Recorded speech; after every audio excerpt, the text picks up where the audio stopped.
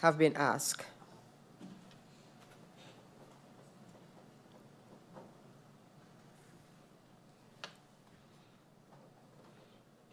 I will just adjourn for 2 minutes to allow the minister to caucus about the process going forward in terms of the answer. So I'll just adjourn for 3 minutes. Meeting adjourned.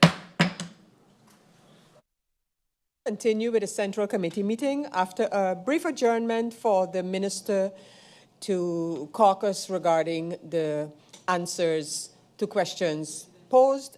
Minister, your reaction to the manner in which some members have requested that the answers be given verbally or in writing. So could you just respond, Minister, to how you will be addressing those questions?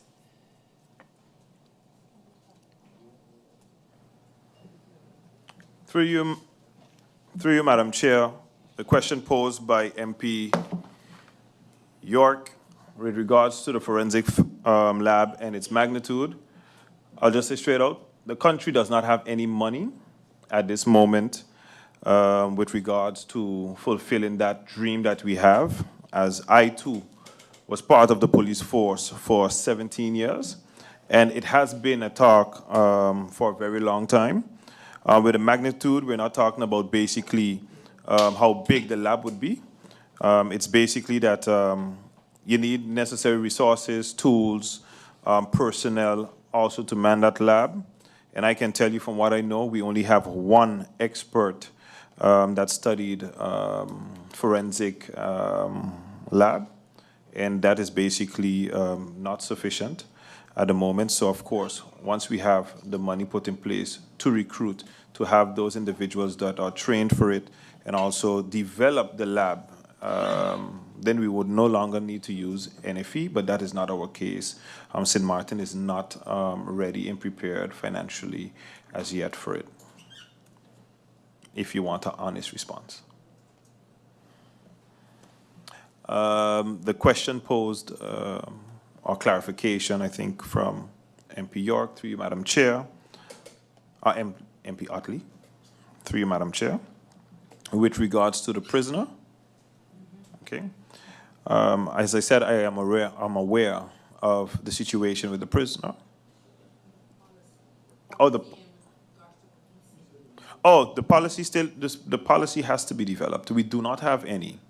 All right. I did mention it before. I think you wanted it to be rehearsed, but there isn't any policy developed as yet for critically ill prisoners. But I can tell you with this situation, of course, Minister? Do you want me to repeat that? MP Otley, Through you, Madam Chair, I was specifically asking, not the release of the prisoner, you answered that. I was asking the process, who was in charge for the release? Release in general, the prosecutor or yourself? And you gave a breakdown, but I didn't get it. You said something with the judge and ultimately is you. So I would like clarity on that aspect there, not the release of that prisoner.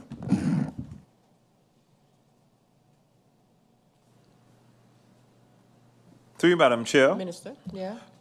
It is ultimately the Minister of Justice that basically has to caucus with the Openbare Ministerie, who also has to, the person also have lawyers who have to deal also with a judge. In certain cases also, recommendations go through the governor, who sends it to the minister for further handling.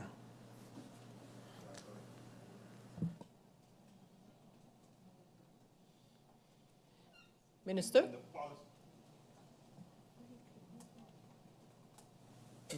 And regarding to the policy of the crime fund, through you, Madam Chair, to MP Roseberg, that draft policy can be sent to you in short. And with that, I conclude. Thank you, Minister Lewis. MP York. Thank you, Madam Chair. I would like to thank the Minister for his honest answer to my question, but I don't think the Minister, through you, Madam Chair, fully understood where we're coming from. I'm very well aware that there's no money right now, currently, as we've been perusing the budget for the last couple of days. But that was not my question. My question was more of in the vein of what is the ministry's vision when it pertains to the lab? Because the more we complain of the fact that we're not ready for it today, is another step in the wrong direction of getting prepared for it for tomorrow. So my question is, what is the vision for the ministry? Because that same answer the minister gave me just now, Madam Chair, as the minister alluded to, since he was a police officer himself, that's been the case. But that exact answer that he gave me could have been given then as well, and I'm sure it was given then as well. So the minister has been in the force for an extensive period of time, and to see that the answer today is the same answer that could have been given 10 to 15 years ago means that we're doing something wrong. So hence my question moving forward. I know it's not a fly-by-night thing, maybe not for this budget or the next budget, but more as what's the ministry's vision in making something like that a reality. That is more where my question came from.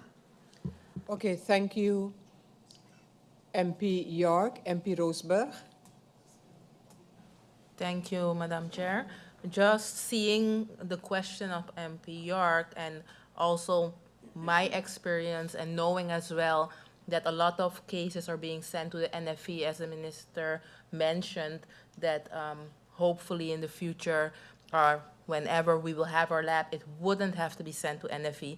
I do know that it in the past has been looked into to see if maybe the Caribbean islands, like Curacao, Aruba, and Sint Maarten, can look into having something in the Caribbean so that eventually also with different cases, it can be handled more faster. So maybe just as an advice for the ministry, and also knowing in practical cases how it does go, that might be an idea.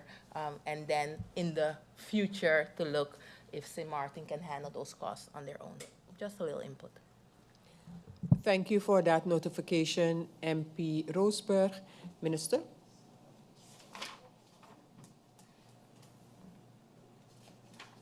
Through you, Madam Chair, based on the question from MP York, I will elaborate further. There were projections for the lab and indoor shooting range on the same property in Colby. Okay. However, will have to consult with the police force as to see what other further development since the hurricane has destroyed the building, as what was in the pipeline or what is to be placed in the pipeline with regards to the forensic lab. Because yes, I did have questions after passing Colby several times and seeing the open lot, which I know there were ribbon cutting and everything to start a project. But after the hurricane passed, everything did go standstill. So I will have to caucus with the management of the police force and see what will be in the pipeline with regards to the lab. Thank you, Minister of Justice. Minister, with the understanding that the other questions will be provided in writing by your person, I want to thank you and your support staff for being here this evening and responding to questions by members of Parliament. Minister, you are actually the next minister up as well, now in the capacity of Acting Minister of Education, Culture, Youth and Sports, but I will now allow for a brief adjournment for 2 minutes so that we can have the change of staff. And we will then get those of the support staff of the minister for the Ministry of Education, Culture, Youth and Sports. So the meeting is adjourned for 3 minutes.